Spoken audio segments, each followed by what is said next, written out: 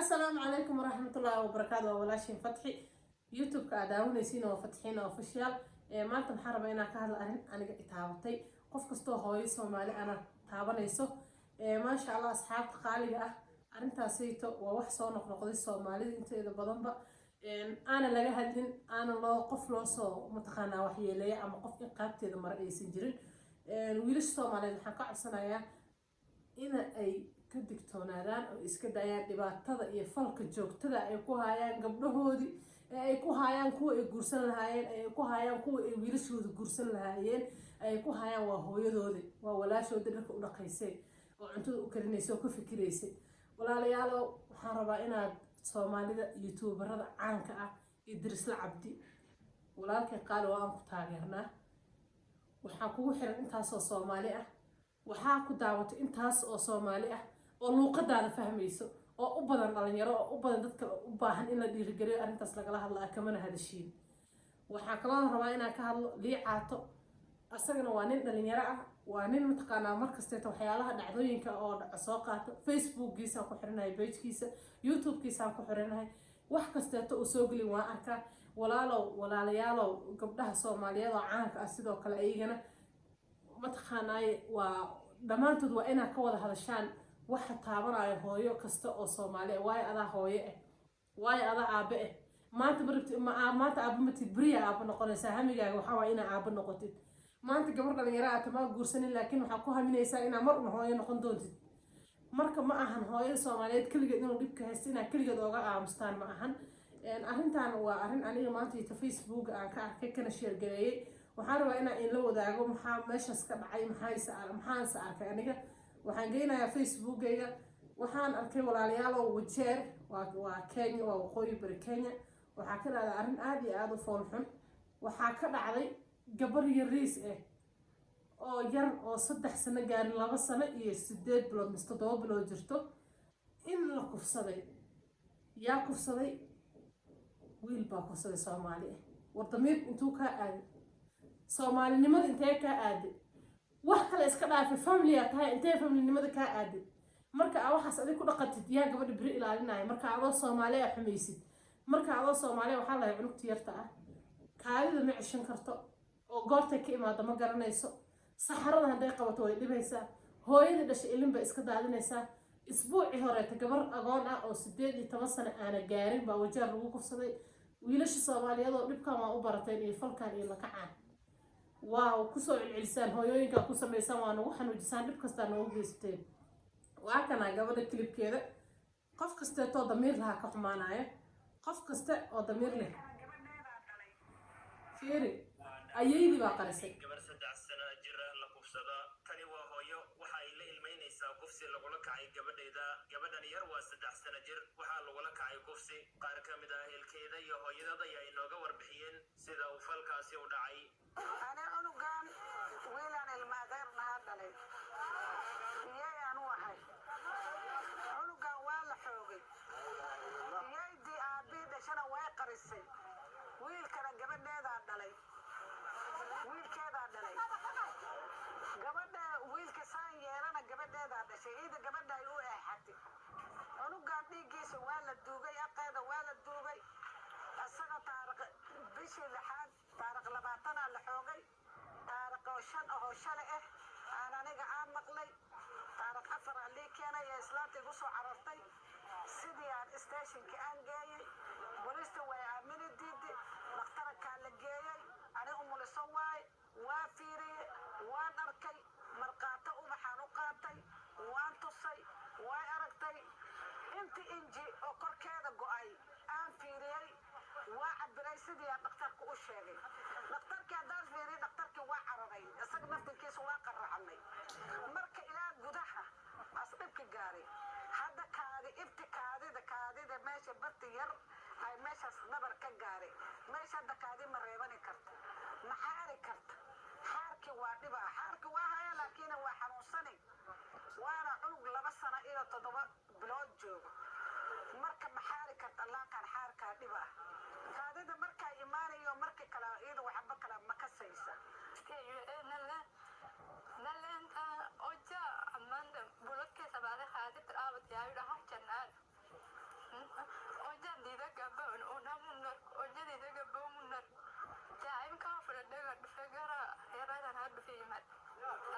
diinad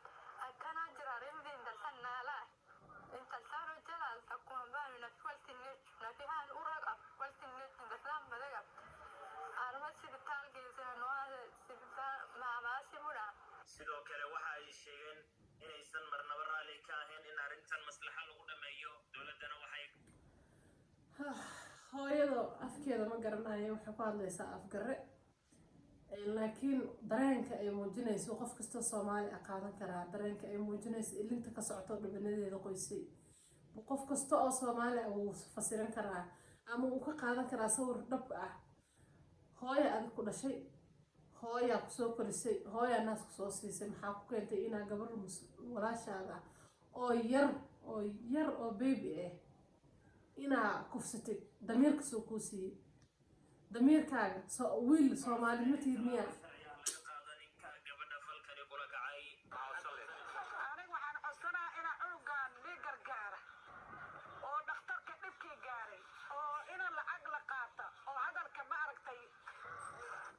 sharci Soomaali aan lagu dhamaynin oo xakaamadaas ku dhamaadaan rabaa amanda sina afaka sinabsu siga kama bida si kastaba ha noqotee maaha markii ugu horeysay oo lagu faro xumeeyay gabar daadeedu ay 5 sano jir tahay ismaamulka Wajeer Cabdiraxmaan Mucaawiye warbaahinta ismaamulka Wajeer wafsana la kwaada haye waa markii koobaad ma aha waa markii labaad ma aha markii saddexaad ma aha gabdhaha yararka ilaahay dusha muxuu inkaga saaray ka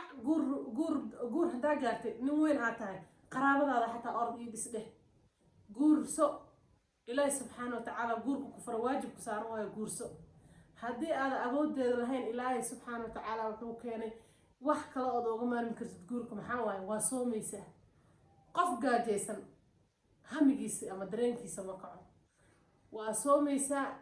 ilaahay subxaana wa tacaala ayaa u soomaysaa soonkaas baahida marka aad dareentidna ilaahay baa kuugu badbaadinayo adiga iyo farjirgaada labadaba ku ilaalinayo subxaana wa tacaala walaalayaal waxaan ka codsanayaa inaad ka hadashaan arrintan inaad ka kacdaan naagaa soo haysta qaawan reaction aad ka bixinaysiin nina iska soo hadlay caac meel iska taagan reaction aad la daba taagantihiin boqolaal kun oo Soomaali ay ku xiran milyan marmarka qaar in daawato waxyaalaha u baahan in laga hadlo oo dadka lagu dhiirigeliyo oo mataqaana wacyigelinta laga sameeyo waxyaalaha soo noqnoqdo waaye arrinta u baahan in laga hadlo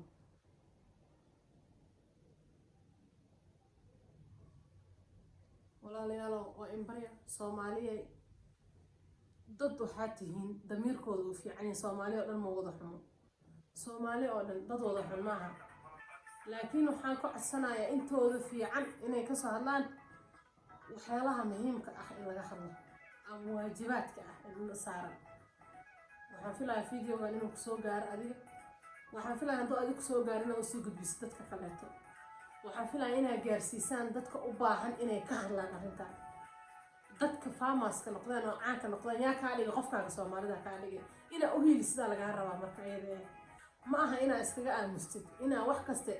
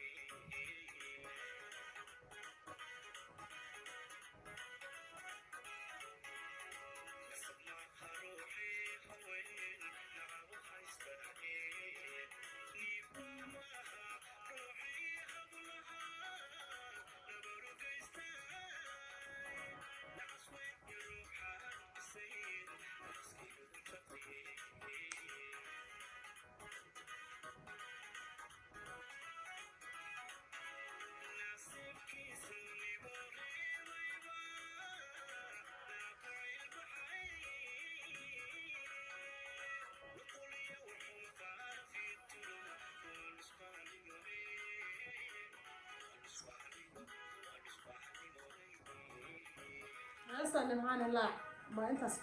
كين سنة إن شاء الله وحيتي على هاي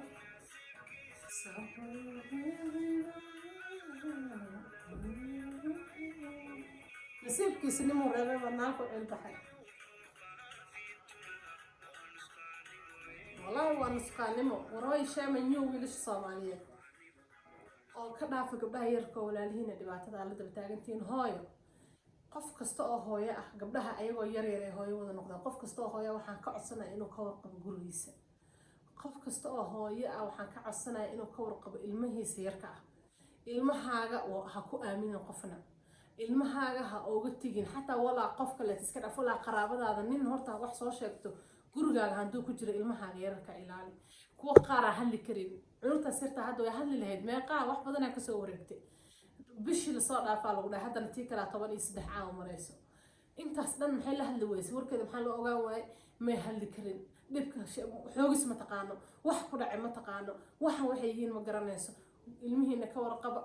marka uu qabeynaysiin ilmihiina fiiriya marka hadaaba kugu qabsato inaad dad uga tagtid qof uga tagtid ay kugu qasabto cunugaaga marka imaado wareyso bar sida loo sheekaysto weydii wax kasta ka xishoonin hooyo maxaa kugu dhacay dheh maxaa ku qabsaday dheh wax kasta weydii marka ka dambe cunugaaga wax kasta oo la soo gudboonaado uu kala hadlaaya ma aha war inaa baraysid Soomaalida waxay dhahan cunugu yiri waxaas lama weydiiyo cunugu yiri kan lama dhaho warka lama